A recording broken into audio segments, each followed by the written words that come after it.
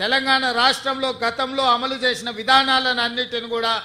అంచనా చేసి సరిపోల్చి చూసి ఒక నూతన విధానాన్ని ఈరోజు పైలట్ ప్రాజెక్ట్ కింద మనం ప్రారంభించినాం. ఇవాళ కొన్ని పత్రికలలో రాస్తున్నారు రేషన్ కార్డుల విధానాన్ని ఉపసంహరించుకున్నారని. ఈ పత్రికలకు మరి ఎవరు చెప్తారో నాకైతే తెలీదు, కానీ వాళ్ళకి రేషన్ కార్డుకి ఈరోజు ప్రవేశపెడుతున్న ఫ్యామిలీ డిజిటల్ కార్డుకి తేడా తెలియకపోవడం దురదృష్టకరం. ఇంతకుముందు పేపర్ల మీద మాన్యువల్లో కార్డులు ఇచ్చేవాళ్ళు. Ration card separate, Aarogyasri card separate, లేదా అదేవిధంగా రైతు బీమా, లేకపోతే రైతు బంధు, షాదీ ముబారక్, కళ్యాణ లక్ష్మి, ఆసరా పెన్షన్,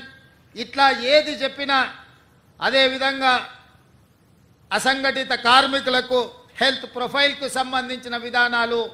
ఎక్కడికక్కడ ఏ డిపార్ట్మెంట్ ఆ డిపార్ట్మెంట్ దాదాపుగా 30 శాఖలు 30 రకాల సమాచారాన్ని సేకరించి ఎవరికి వాళ్ళ దగ్గర నిక్షిప్తం చేసుకోవడం వల్ల అసలు కుటుంబ సభ్యులు ఎవరు,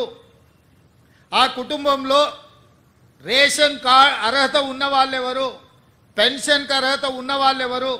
రైతు బీమాకి అర్హత ఉన్న వాళ్ళు ఎవరు, రైతు బంధుకు అర్హత ఉన్న వాళ్ళు ఎవరు,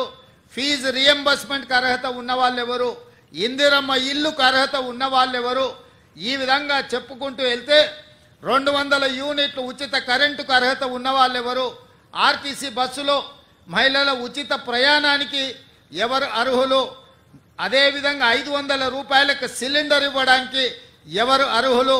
ఇట్లా ఎక్కడికక్కడ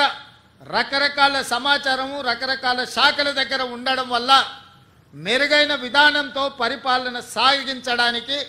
ప్రజలకు మెరుగైన సేవలు అందించడానికి వస్తున్న ఇబ్బందులన్నిటిని కూడా రాష్ట్ర ప్రభుత్వం ఒక అంచనాకు వచ్చింది. అందుకే ఈరోజు రాష్ట్ర ప్రభుత్వం 30 శాఖల దగ్గర ఉన్న సమాచారాన్ని అంతా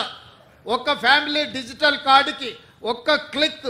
ఎట్లయితే ఆధార్ను ఆ రోజు మన్మోహన్ సింగ్ గారు ప్రవేశపెట్టడంతో ప్రతి మనిషికి దేశంలో గుర్తింపు వచ్చిందో, 137 కోట్ల మందికి ఈరోజు ఆధార్ ఉంది అని అంటే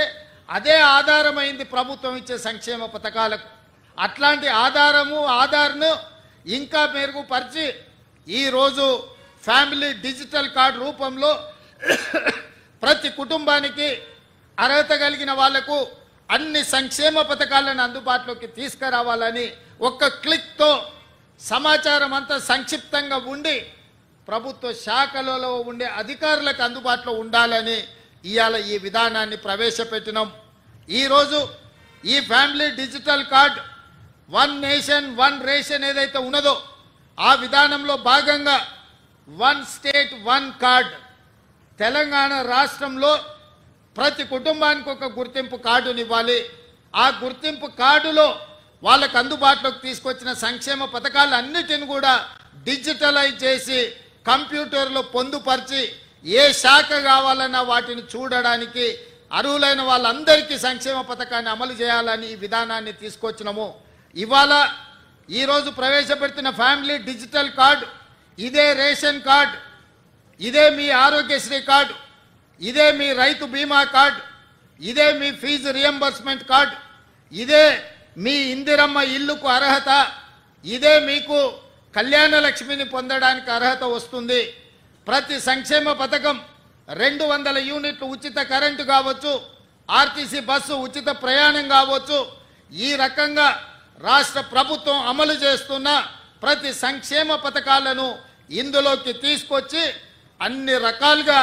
మీ కుటుంబాలకు ఈ కార్డు ఒక రక్షణ కవచం కల్పించడానికే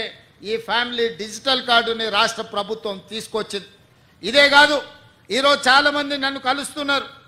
అయ్యా మా పిల్లగాడికి పెళ్ళి అయింది, మా ఇంటికి కోడలు వచ్చింది, మా పిల్లగాడికి కూడా సపరేట్ రేషన్ కార్డు కావాలి, ఎందుకంటే వాడి కుటుంబం సపరేట్ అయిపోయింది, గతంలో పెళ్లి కానప్పుడు తల్లిదండ్రులు